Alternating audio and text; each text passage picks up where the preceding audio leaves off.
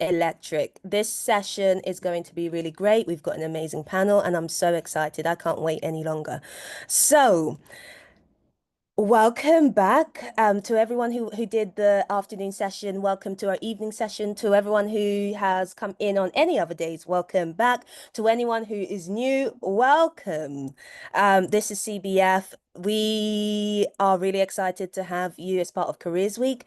Today, we are focusing on spotlight on roles in tech. Now, this is going to be really, really good because it's an opportunity for you to get further insight into positions in tech, and for you to kind of learn more about the day to day, because the jobs description is one thing, but what's it really like on the ground floor, right? So let's dive straight in and start the conversation and find out. Before we get into the questions, I would like us to get a couple of intros from Zanabu and Jean, because they're going to be kind of our experts, if you like, on our panel today. So let's get to know Zanabu. Tell us more about you, Zanabu. Hi, nice to see you all. So Zainab Nakate, I am a technical program manager at IBM, and my specialty is within digital transformation and specifically customer experience. So I've had so much experience delivering central government, local government digital transformation programs, and I've also been very lucky and fortunate to deliver programs across BP, nationwide, and many, many more. So I'm really excited to be here and I look forward to this session. Excellent. Thank you. And Jean, over to you. Tell us more about you. Thank you. I'm so thrilled to be here. I've realized so much how much I missed this. But anyway, I'm Jean Jimbo. So I'm currently a product manager focused on developer tools and code quality at SonarSource. I started my career as a software engineer, then realized I kind of found it really rewarding to work with users and solve meaningful problems. So I'm now, pursuing that in product management. At a company that's focused on developers. So it's an interesting way to kind of reflect back on my previous career.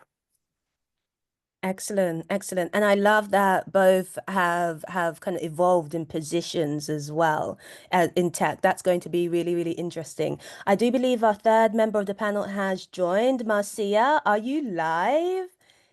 Hi, Marcia.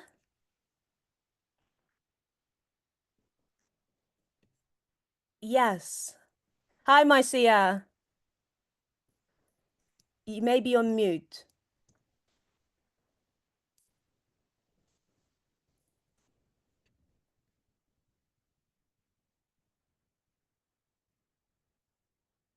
Uh, Marcia may be frozen. We'll wait till she's unfrozen, but let's jump into our first question. Thank you for the introductions. That's great. Let's dive in. Let's get into the nitty-gritty of it. So, Zainab, can you describe your role and what a typical day looks like for you? The way I would like to describe my role is no day is exactly the same. It consists of ever-changing problems that we are working through. But I think the best way to describe it is as a technical program manager, our role is to make sure that our products are successful, our teams are successful, and our clients are happy. And I think that's the best way to describe it. So when I'm thinking, when we talk about technical program management, I have multiple teams. So I look after multiple applications when I was in the role. So I had multiple different Scrum teams and I had project managers who all reported into me, and we will look at project status. We'll make sure that our applications are running. So I had some applications which were live, some applications which were brand new. So managing those teams, managing those relationships between our stakeholders who are very senior people wanting to make sure that our products are successful, but also working with product owners to make sure that we are all aligned, and also making sure all of our teams collaborate effectively. What my day looks like, usually quite an early morning. So 8 o'clock, sometimes 7:30, because I work globally. So I have people in America, then I also have people who are in Asia, or some in India, some are in China as well. So working long hours, to be very honest with you. So 8 o'clock usual start, run through the delivery boards that we have, try to flag if there are any critical issues, and then I work through my daily to-do list and usually attend a couple of the different Scrum meetings that will be in the diary. And I spend most of my time in meetings, unfortunately, but I wish that I had more time to spend with the delivery teams. And then at least once a week, I'm attending a couple of application demos just to make sure that we're on track, we're in progress. And then by the end of the week, usually writing up a status report of some sort and sending that off to senior leaders. So that's what my day kind of looks like, my week kind of looks like. But it's a lot of fun. It's a lot of fun.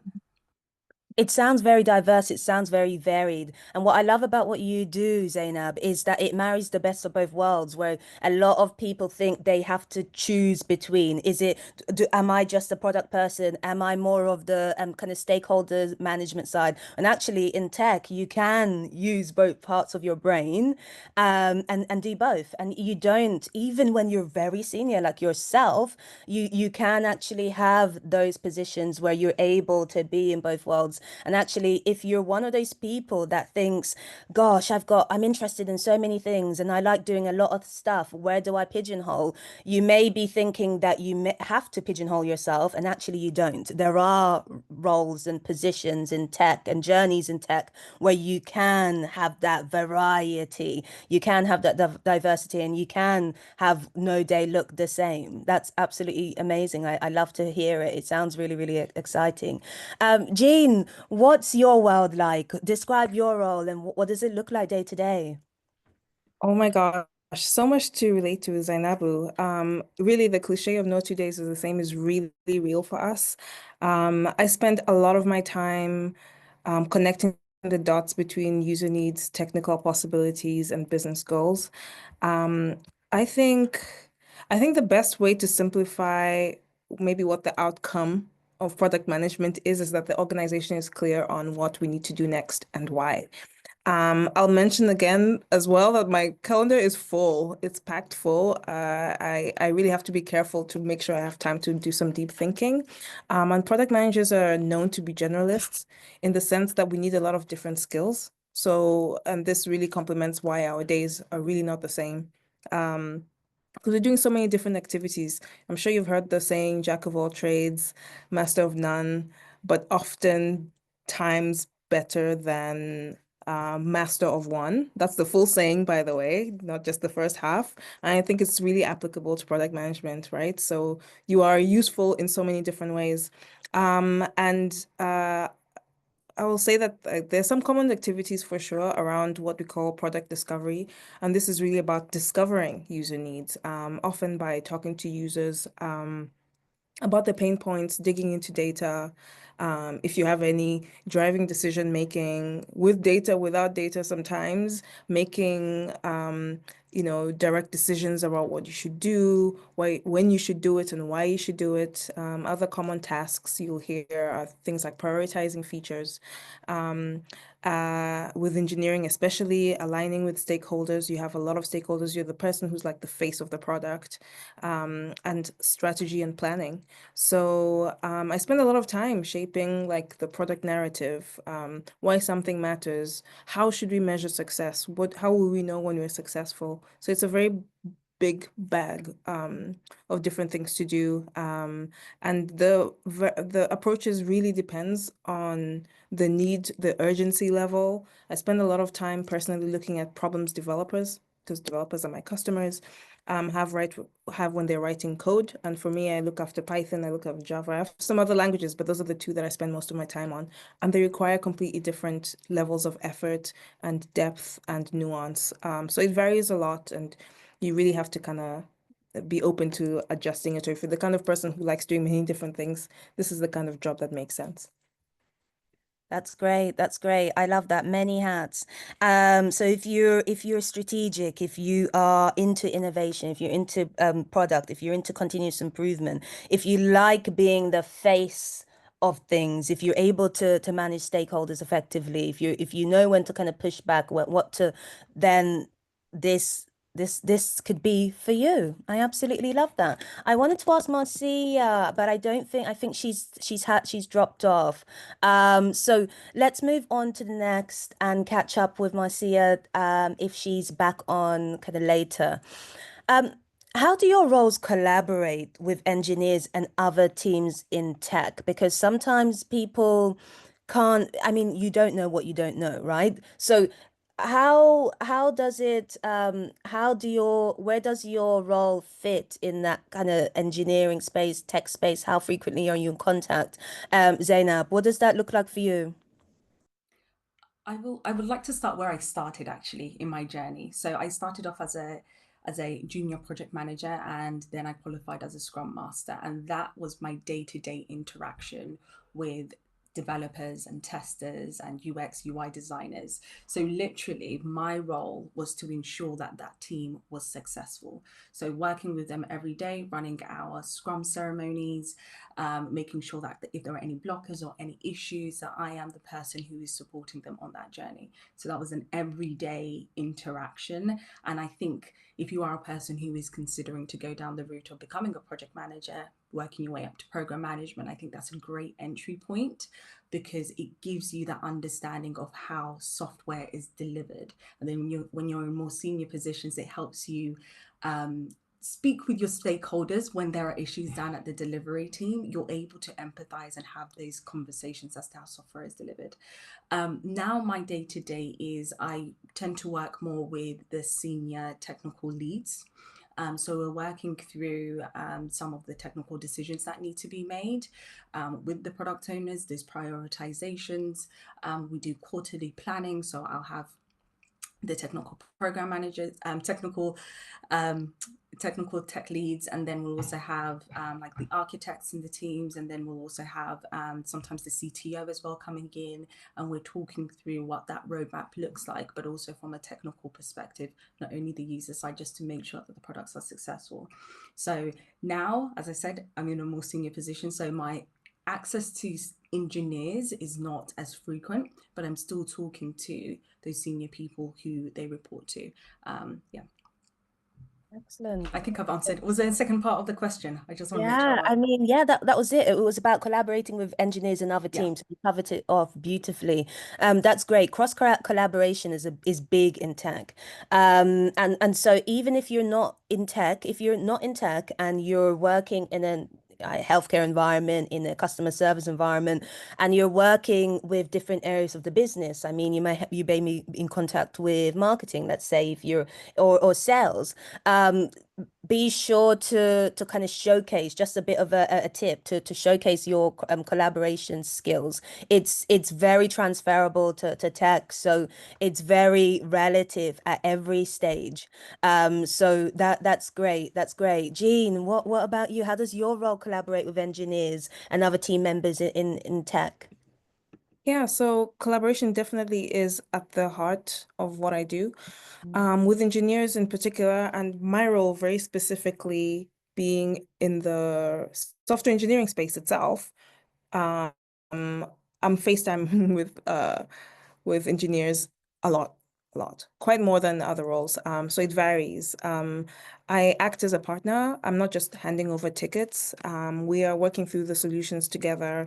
I am the one who's bringing the problem area and discussing with them and making sure that I'm also using that resource of engineers really efficiently to get the right ideas across. Some other stakeholders I think are worth mentioning, designers and UX researchers. They're really good at polishing and understanding that we're solving the right problem the right way. And we also have go-to-market or marketing or the other customer-facing teams. They're usually coming and saying, hey, this is the problems the customers are having. How do we respond to this? Is this something we want to do? Is this something we are going to prioritize? They're expressing those customers' needs and bringing them my way. And then I also make sure that we're telling a compelling story, right? When it comes to marketing and taking whatever, we've produced and bringing it to people, to make sure that, we're delivering the value that actually resonates to them in the context of what they're doing. So we're really involved in every step of the way. I guess there's multiple cycles of little projects you're doing through the year, and at every point, you're doing most of it with someone else. So you really, I like to think of product managers as one of the small cogs that helps every other cog run really well, and helps the business get to its actual goals. Yeah. I love that. And how do you mentioned, being using members of the engineering team kind of efficiently.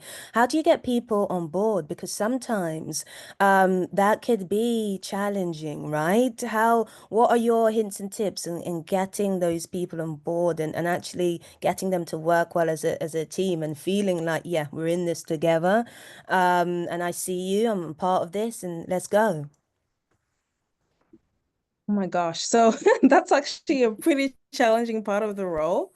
Um, you have to bring people along the journey with you. A lot of the time, you're the one who has spent time in the problem space, so you understand what it is, and maybe the light bulb moment has happened for you, and now you have to bring it to everybody else. So you're Yeah. getting buy-in. I mean, like I spent the whole of today preparing like a proposal for senior leadership. So I could get buy-in from them. They give me thumbs up support. They understand where I'm coming from, or they challenge me and push back and say, this is not in line with the company strategy, whatever the case may be. Then I also go to engineering and say, hey, we've got the green light to do this thing. This is why it's important. And I help them build the empathy with the customers. But I also have to empathize with all these roles. They all have their different goals. They all have different things they're trying to do. And I have to figure out how am I going to support them in that? And then how can they also see that my contribution also benefits them? You're kind of always asking the question on behalf of others, what's in it for you, right? So I'm always thinking about that. And so empathy is really important, and communication, of course. Um, and you don't have to be perfect at everything. Like I said, this is a role with lots and lots of different things. You really have to, I think there's an aspect of self-awareness, know what you're good at, and then you Mhm. make use of that as you go along the way. You'll not be good at everything, right? So, nobody was born a product manager, I like to say. So you have to figure out what you need to do. But I think that buy-in piece and that empathy is really important. And I think particularly for women of color, Black women, I think more than a lot of other demographics, we really practice empathy because we're in a position where we don't get to see a lot of empathy coming to in our direction. But for us, we're a lot more able to put ourselves in other people's shoes. And I think that's a superpower in product management. And I love that, Jean. Thank you. And empathy, the tech space is so AI and everyone's talking about AI and everyone's talking about robotics and everyone's talking about these really exciting things and Mars. And then one of the main key skills that people don't talk about is empathy. These are the stuff that AI can't replicate. So this is the kind of human factor. These are actually it's not even a soft skill. It's a key skill that you need to have. So it's something to consider, to always consider. No, there is a place for you in the tech world. No, AI is not going to take your job. And yes, showing up as your full self and being empathetic is not a weakness. It will be a strength and put you in good stead. I love that. Thank you. So Zainab, what are the key skills needed to succeed in your role? Um, you've been in a couple, you haven't always been in this role. Give us some key skills in a few of the roles that you've had, if you like, in your favorite positions. I think we've touched on the key one, which is empathy. I think Mm, that you have to be empathetic. It is, as you just mentioned, we have a lot of stakeholders and it's managing everyone's expectations, but everyone also has a lot of pressure on them. The software engineers have a lot of pressure to get stuff done. The testers have a lot of pressure to get things done. You have senior stakeholders who have budgets, which they're being pushed to get things done. So you do need to have empathy within your teams, but also you've got to remember these are people. So there are going to be days when someone is not feeling well and maybe is not contributing as much to the team. You might have days when there is someone who is a little bit more active and more hyper. You need to be able to be, you need to be adaptive to your team and the environment that you're in. I will also say listening. PMs, we love to talk, and you meet many PMs who are very talkative. But I think what has made me really successful is just listening to my teams, just keeping quiet and listening, understanding what some of those constraints are within my delivery teams, the constraints are with at senior leadership, the constraints that my product owners may have, and just listening to them and understanding and working together to come up with the solution. I would say also what's really important is delegating. I know sometimes as Black women, we want to carry the whole world and we can get things done, but it's so important, especially being a project manager, program manager, scrum master. These are leadership roles. You are leading people. So you need to be able to delegate. There are people who are experts and great at what they do. Give them the responsibility. Explain what the responsibility is. So I think delegation is really important, which also ensures that your teams are also successful. The only way I am successful in my role is when my teams are successful. So I want to make sure everyone is as happy as they possibly can be, and there's usually some constraints there, but allowing people to see what career paths that they have, giving them the space to learn and grow, giving people responsibility so that they can put that on their performance reviews. There are things that I could do, and I'm just like, do you know what? Do you want to do the budget? I have quite a lot of junior PMs, and I speak to them. I'm just like, would you like to run the budget for this project?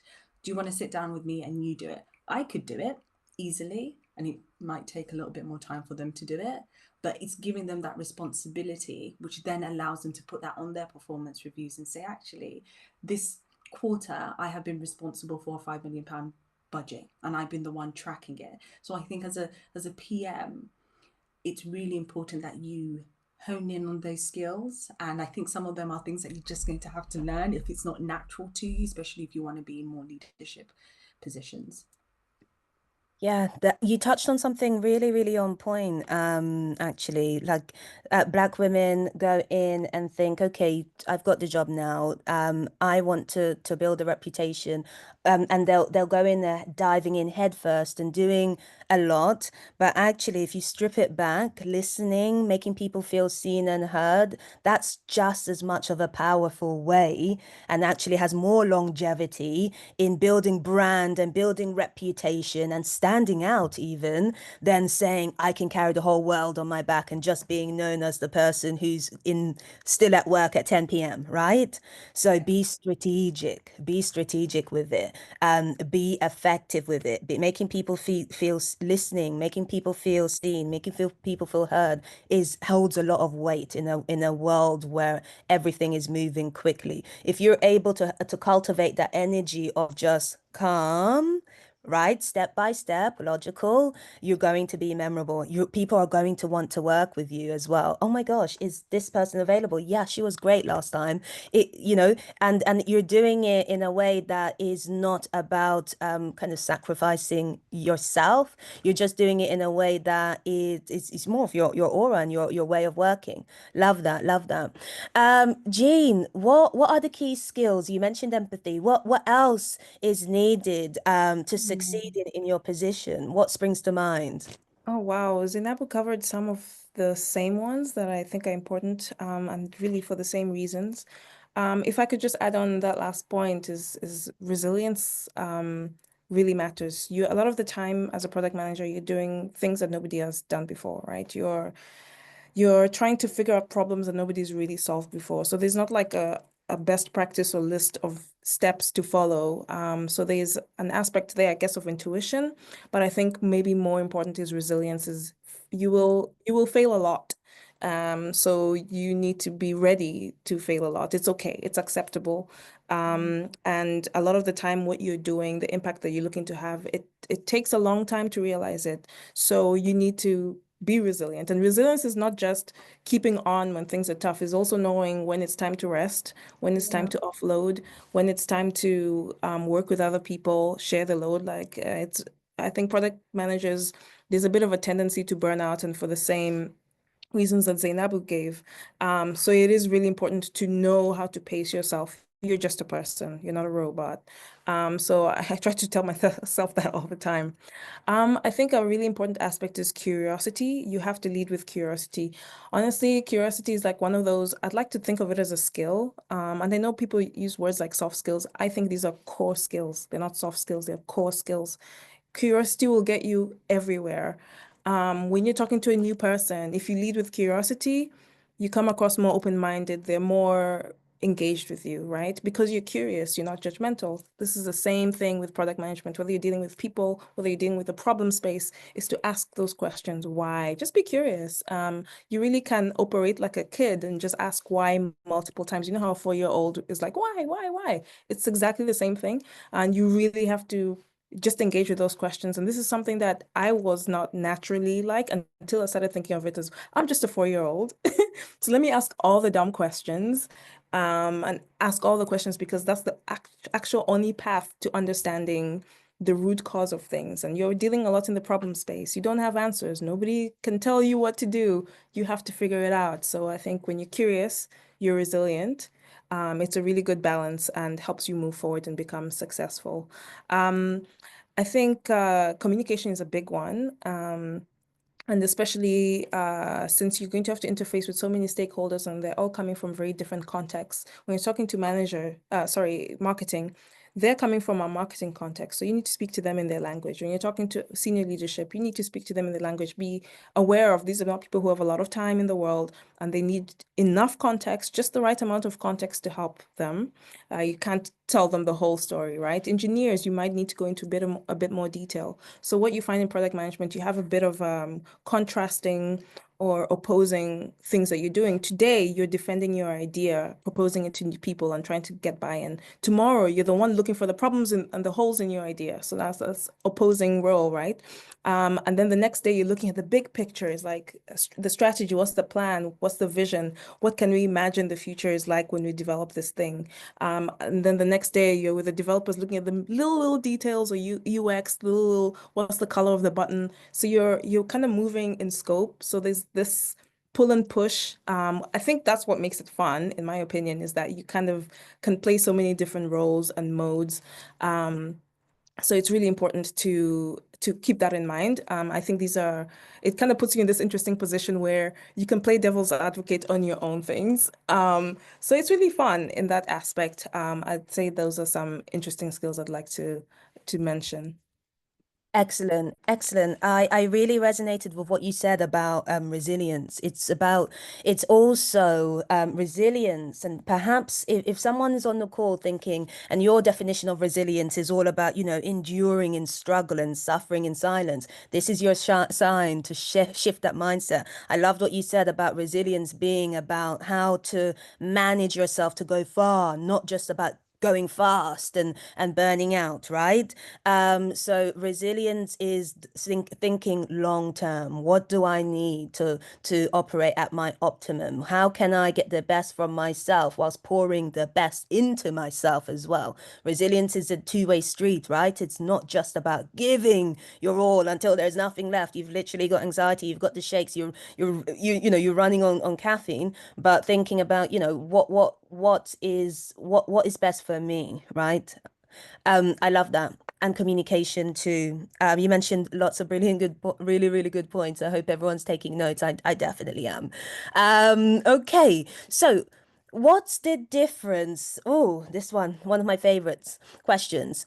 What's the difference between the list. Oh, project management, product management, and UX research in terms of one, the responsibility itself, and two, my favorite part, the impact.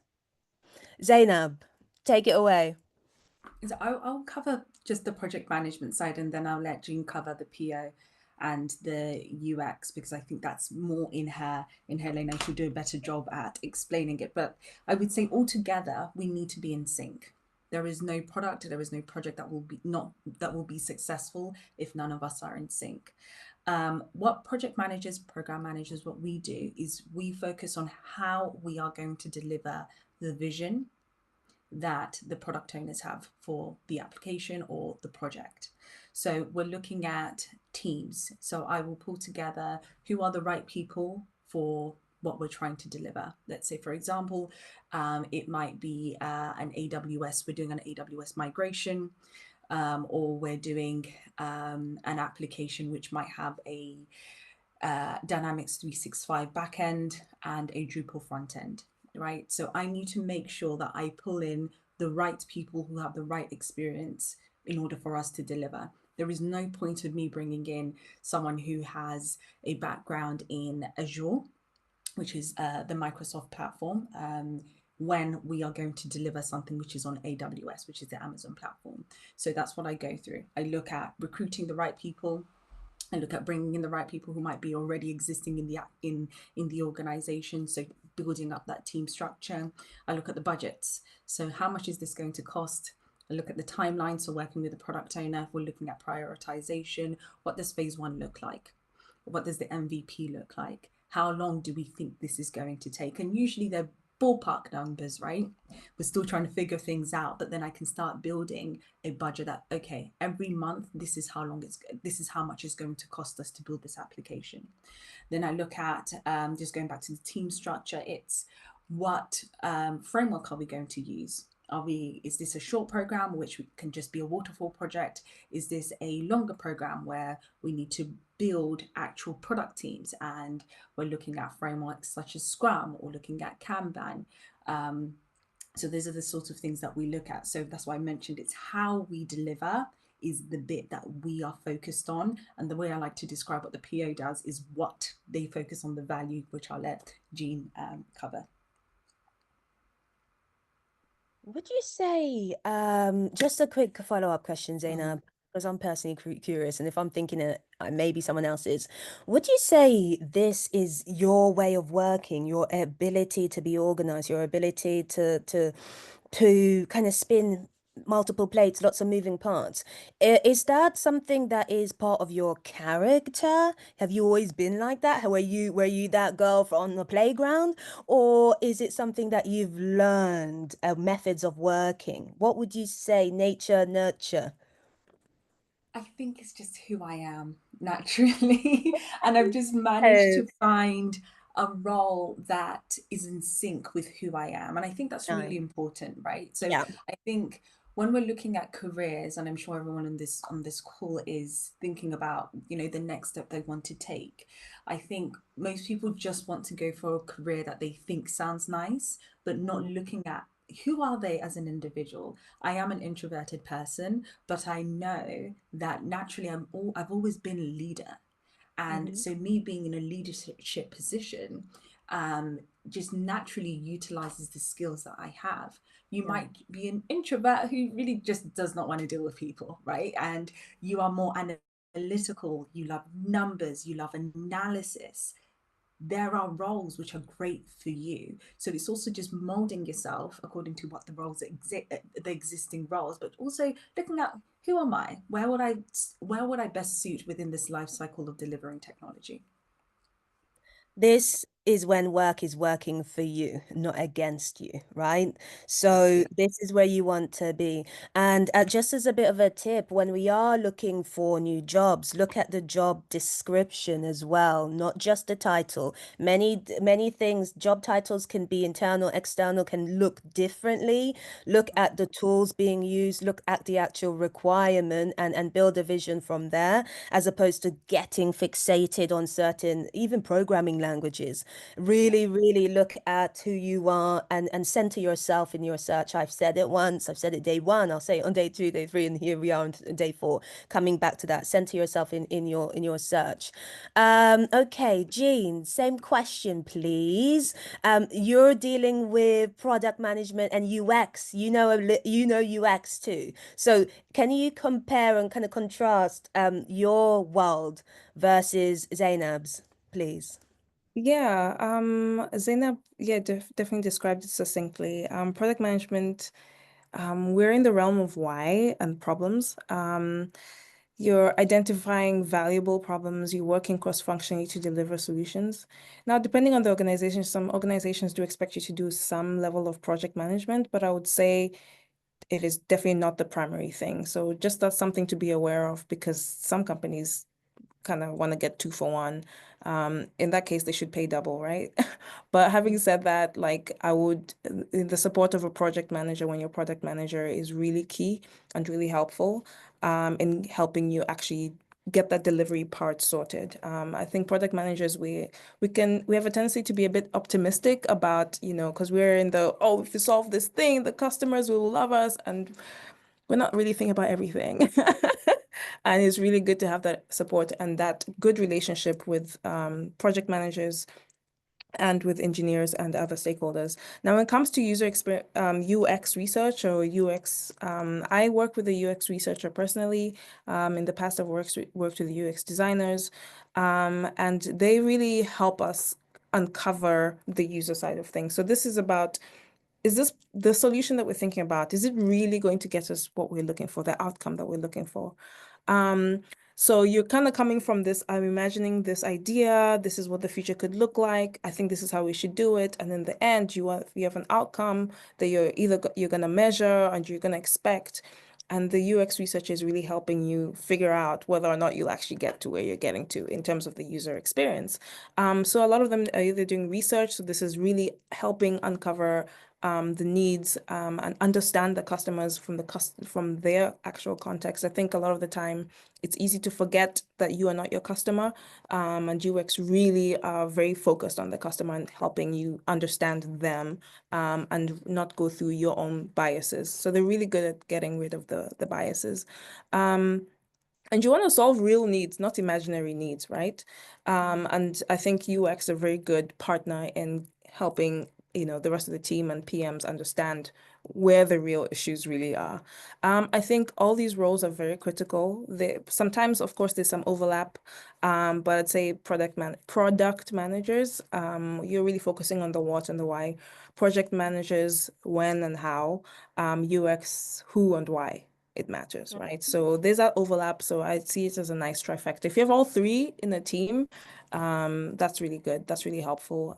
If you're fortunate to have that, look out for that, especially when you're looking for a role. It's something I like to ask is, do you have UX support? Do you have project managers? Am I going to be expected to do those overlaps, right? And Gosh. of course, move accordingly when you get your response. Yeah, good question. Good question. That's really great. Thank you, Jean. That was on point. Both were very on point. So the magic question, Zainab, how did you get here? What career path led you to where you are now, to your current role? And what alternative routes exist, or did you even consider, or have you always known where you want to be? I never always knew that it would be technology. I will be very honest. I think so I have a biomedical science degree, and the plan was to either go to med school or go and do biomedical engineering at university. Whilst I was in second year, I believe, we had a lecture. We had just finished lab, biomedical science, we do lab every single week, but we just finished lab. And I remember the lecturer saying that in a couple of years, everything that you've done in the lab will be replaced by technology. And the fear, I've spent £9,000, at that point £18,000 on an education, and you're now telling me I'm going to be replaced by technology? I said, never me. So I said, I have to work in technology. So I am the one creating the technology. So technology does not replace me. So I decided, let me finish my degree, and I will see what opportunities are out there. So I applied for hundreds and hundreds of grad roles within technology. I even applied for IBM. I went and done the assessment center. They loved me, but I'm also dyslexic, so sometimes I struggle with online assessments. And I never managed to get into any. But I said, you know what, I'm going to figure this out. I don't know what it's going to be, but we will figure this out. And I got my first job as a social media executive at a tiny tech company out in Ascot. I'm so grateful for that opportunity because it allowed me to explore the different tech roles. So I was doing my social media role, but the UX designers who run the grad program were literally right next to me. So I was asking them questions, the UI designers, the software engineers, the project owners, the product owners. And naturally, I am quite inquisitive. So I would put in the effort to understand and work with them. What do you need? What do you do? I want to understand more. And I did consider going down the route of software engineering. I think I'd done like 2 courses, maybe 2 days of the course, and I was just like, no, this is not for me. And then I just started working with the product managers and the project managers, and I was just like, oh, this is really interesting. I think this is up my lane. And I told them, this is what I'm interested in, and they created a role for me. within the Nice. organization after I told them I'm really interested. Like I said, I can do both. I was doing my social media stuff in the on the weekends. You know, you got tools. I would schedule everything in advance, so that would give me capacity during the week to do that role. I was made redundant, which was not great. But luckily, I am a person who tells people my intention. So I Mm. told someone else in the grad program that I really want to become a project manager. And she told me, well, my dad works for this organization. Let me have a word with him. And she did. And he got me an interview. And I was also applying for other roles. So I decided not to take the offer they gave me at that organization because I'm a Mhm. bit crazy sometimes. So I went and worked somewhere else for a data visualization company, which was amazing. Um, but I didn't like it. So 3 months later, I went back to her dad and I said, is it possible for me to interview again? And he said, why not? Got another interview and I joined that organization. It's called Agilicis. And that is where I would say my tech career started.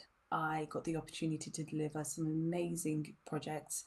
I lived in Guernsey for almost a year, a little island off the UK. And that's where I got all my certifications from, or most of my certifications from.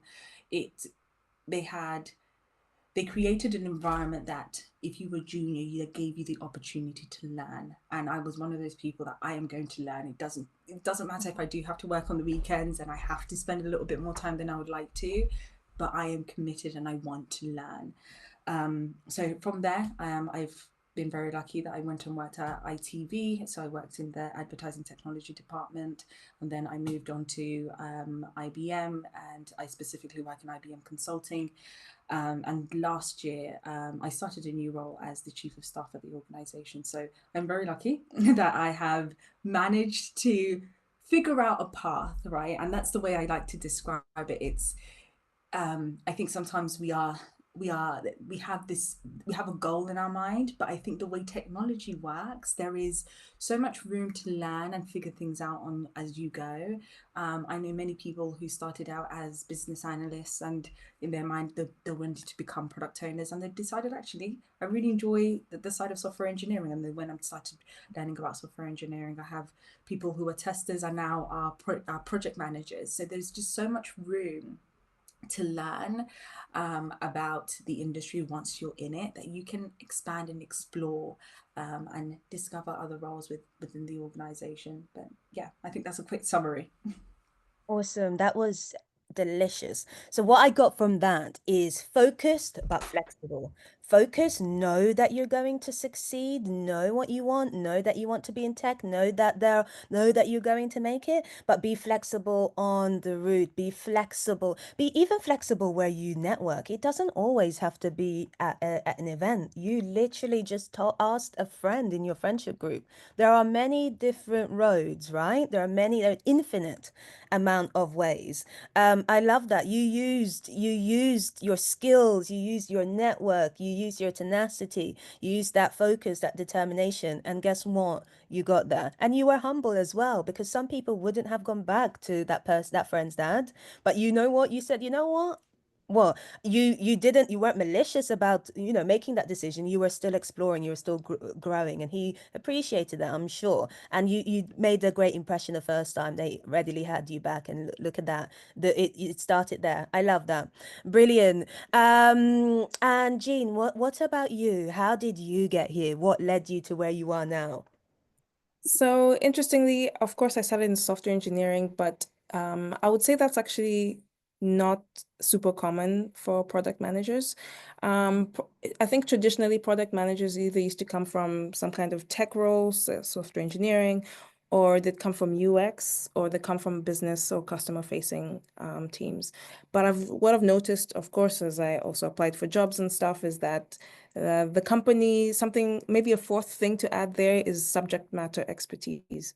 So for me, I'm working in a tech company. My customers are tech people as well. So I do have that subject matter expertise because I was a software engineer, but I also came in from the software engineering side, right? So when I was a software engineer, my very first role, I was in a team where we did not have, it was just me, myself, the senior engineer, our manager, and sales, just four people. And nobody wanted to talk to customers. Well, except sales, but the other folks didn't want to talk to customers, and I was always seeing all these bugs and issues. And so I said, okay, I'll talk to the customers. What's the problem? I don't get why everybody's complaining about this. So I did. Of course, later on, I realized why people were complaining. Customers can be difficult and challenging, but what I noticed is that I was always thinking about what they were complaining about. And I'd just turn these things over in my head, and I'd be like having all these light bulb moments when I then go to the engineering team and say, hey, oh my gosh, did you realize that they do this with our product and we probably need to do this instead because this is what they're actually trying to achieve? I was kind of a product manager. I just didn't know it yet at the time. But it was really about translating their problems to the rest of the team and explaining to them what the value is.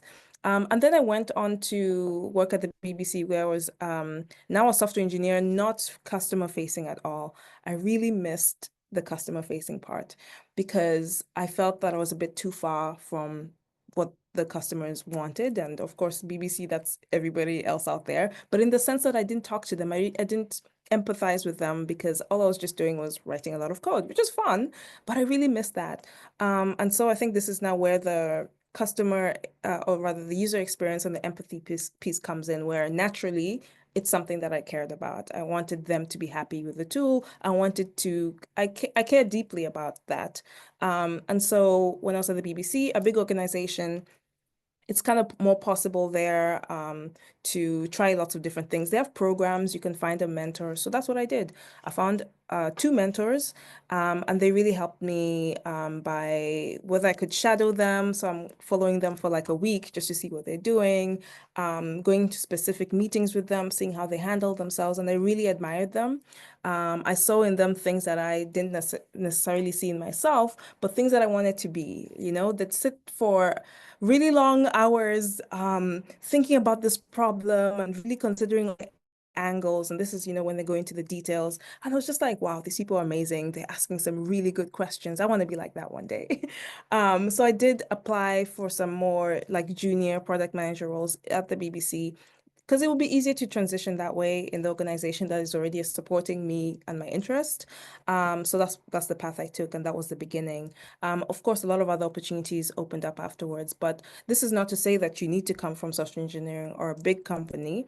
It is really about positioning yourself in a way that makes sense for that particular role. So you look at product management roles, they're very different. In the organization that's fintech, for example, they really value people who have a finance background. So you don't actually have to have product management experience, but if you're coming from a finance background, you understand the customers already. You understand the context, you understand the problems. So that becomes really valuable. If you have someone who's coming from HR, there are lots of HR apps. That's the first app I worked on, for example. And so you understand the context, you understand what is valuable to the business, what's important. If you're someone who's coming from a design background, you probably want to work for a mobile app that's very visual, right? If you're going to product management, because you understand how those visual elements impact customers and users. So I think it's really important to think about and frame yourself. If you're interested in product management, frame your thinking around what am I good at? What can I do? What do I already know? It is all about transferable skills.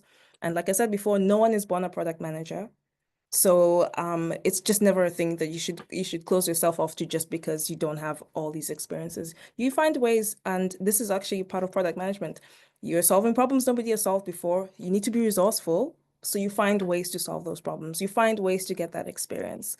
And how I did that was following around some people. I tried some projects out. I was involved in little things, but I was able to demonstrate my value and get some experience that way. So being resourceful will help you a lot. Yeah. Excellent. That was jam-packed, both jam-packed full of really valuable information. I think one of the common themes that bind both of you is that you are focused on your success, but you are flexible about how you got there, and it paid off because it meant that you could be creative in your approach. It meant that you could have fun. It meant that you could meet other people. You were almost like that, yes, saying yes to kind of everything, and kind of in a way that you're picking up you're growing your network and you're picking up skills as well, and you're fine tuning on what makes you tick, and by the end of that you really had a great idea about where you wanted to be, and that passion met the purpose, and then the rest was history, so to speak. That Excellent, thank you. I'd like to open the floor to some questions for the last 6 minutes so that because there is a lot in the chat. Let's take it from the top. Let's have a look at what we have going on. I love that, working strategically, empathy as well. Are there any peculiar challenges you face with collaborating with IT and other departments? If so, how have you overcome them? I'd like to open that to both of you. Zainab, if you could go first, and then Jean, because that's a Um, great question. I think the challenge that I tend to have is around agile. Most people do not, even sometimes software engineers, sometimes our product owners, they don't really understand what agile means. So there's a lot of hurdles that we have to go through, just going back to basics for people to understand what agile is. Agile is not a methodology. It's a set of values and principles, and there are frameworks within that. So it's just going back to these fundamentals. And then the second thing, in terms of from a product perspective, because even though yes, Jean's role is to make sure that the product is successful, our role is the same thing. So us as the people being able to adopt the products that we're putting out there. So we measure the metrics, we see how many people are signing up, how many people are using the applications, especially if we're in a transition phase of implementing a new application, which is one of the most hurdles that we have. So it's really important that we have change managers. So anyone who's interested in change management, and I think it's also another role that we don't tend to talk about, is also really important within technology and the adoption of applications. Excellent, Jean. Ooh, What are some of the challenges you're facing? Yeah, you faced. yeah, I would say, which one should I pick? Because gosh, having said that, this is a constant battle with product management is which one should I pick? It's priorities.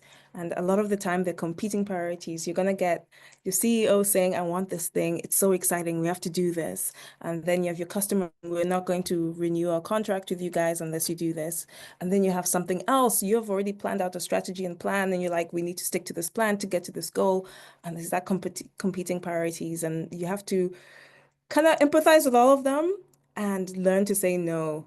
This is very difficult for a people pleaser, but you have to adapt to that, right? So you have to think about, do I have data? What is my long-term vision?